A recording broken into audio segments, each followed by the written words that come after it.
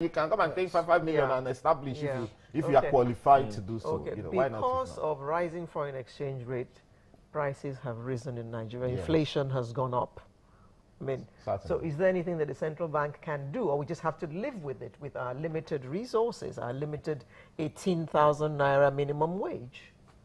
It's not about the central bank. There's this other component also, like I said, the fiscal side. There are measures, creative measures that the federal government can come up with that could serve as anti-inflationary measures that are not normal everyday practice.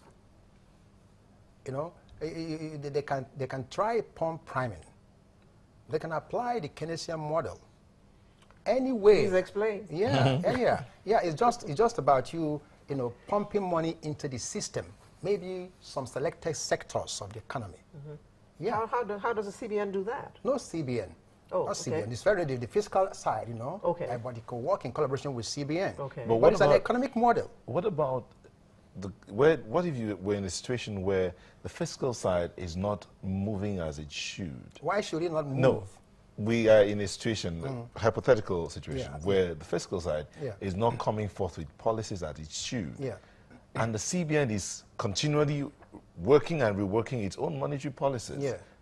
What does the economy stand to gain from that? That's where we've been all the while. Thank you. That's right. So what's moving forward? You can't move an economy with the money.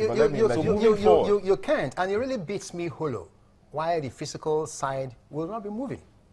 Like I said, there's a Minister of Finance, there's a Minister of Trade and Investment. There are other ministers. They have to think. They have to come up with something. So the silence has somewhat distracted the CBN. Is that what you're saying? Well, it has focused all attention on CBN to the extent that CBN is being unduly persecuted. And this is an institution that has held forth in the absence, in the presence, in the face of a lacuna. Okay, for so long. Let me put your question this way. An analyst with the PwC was quoted as saying Nigeria's GDP would surpass that of South Africa by 2016 ending. Oh, is it not already? Are you talking about growth? Because Nigeria is supposed to be the biggest GDP in the world and in Africa. In terms of like growth. Oh, maybe growth. In terms of growth. Now, based on the situation now, is that possible? It is. You see, GDP is like, when you're talking about GDP and all that, it's just like budgeting. I mean, we have this so-called budget fiasco in Nigeria, and I say a budgeting period can be a very nice period of dreaming. It's the time you dream. So every year, and there's nothing wrong with dreaming. Remind you the fact that it's dreams that become reality. Exactly. If you don't dream it, you can't achieve it. You can't create it. So the same thing about GDP. I think for too long we've been focused on the wrong things. I mean, we don't even need our GDP growth rate to be dictated to us from abroad. Someone says, oh, you guys are going to do 4% this year. IMF said that. And then later they came and said, oh, no, you can't do more than 2%. It's limited to your imagination. Now, let me tell you one simple thing, and I've been repeating, this for too long.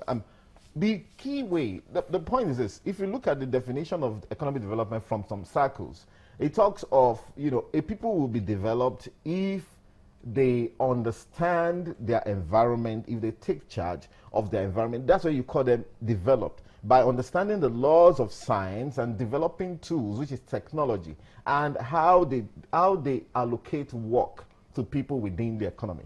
This economy can grow by 20% year on year. The point is that if you look at that last part, how do we allocate work? We have youth who don't do anything. We don't engage them. We expect them to go and be musicians. For every musician, for every P square, there are 10,000 of them that are falling by the wayside. And then, therefore, they are not empowered. If I say that if there's a sector that needs to be bailed out in this economy, it is that sector. Our young people need to be bailed out, by creating jobs for them, not necessarily leaving all of that to the private sector. The private sector is not in the business of job creation. They're in the business of profit maximization.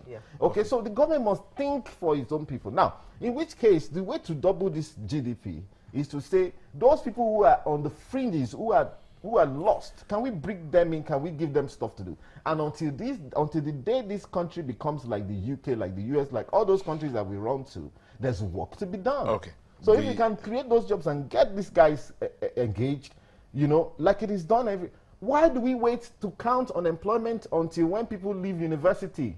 In the UK, people, they talk about youth unemployment, and that's the focus. The moment you're out of secondary school, you should be employed, and that's the way it should be, and that's the way it's always been here until we lost focus. Focus, sorry. We have to go, but I'll read these 2 tweets, and then we can give our closing statement. Francis Michael says, the CBN created the scarcity, that's dollar scarcity, basic economics, and the banks, that's basic economics, and the banks, speculators, and money lenders have cashed out. Francis Michael. OJ Ajayi Koka says, the recruitment issue is not just a CBN issue. It is a Nigerian issue, which the authorities should address with transparency. That's right. Okay. Now, our closing statements as we wind down. Arinze. Yeah. It's important that people realize that what the CBN governor, CBN as an institution is doing, is what is required in our economy in this point in time that we are in a dire strait. Because a lot of things have gone wrong all the years gone by. Now, I see him as a reformer, an interventionist, and a governor who is very zealous, working on the principle, like I said before, of the infant industry argument, which is sine qua non for the growth and development of our economy. Thank you. Thank you. Dr. Well, I probably would speak up on the second in terms of the embarrassing situation where the politicians, kind of override and intimidate everybody that's serving in executive positions in this country and create such a mess such that you see a scenario where they corrupt even the recruitment process. What Nigerians should be looking at doing is to try and get government to take a position and therefore perhaps to pass a law that will create more transparency in things like that. These are professional organizations. They should be kept professional, and then opportunity should be given to children of the poor, as if they are competent, if they are qualified. Children of the poor, middle class, rich should get equal opportunity. This is a time to do that. However, it should not be kept just a CBN matter or an Emefiele matter. Before Emefiele came, some of these issues were there. These guys never let these people. You see, our politics is going wrong, and we need to be very careful about that. The best man should get the job, no matter what part of the country it comes from. Certainly, for such organization, we're talking of central bank. About the serious business. Jobs. Yes. Okay. Thank you very much. We've been speaking with Mr. Arinze Nwobi, financial analyst, Nwobu, and Pt.4 economist. Thank you both for sharing your thoughts. Thank you very much. You're welcome. Sunrise will be back in a moment. Please don't go away.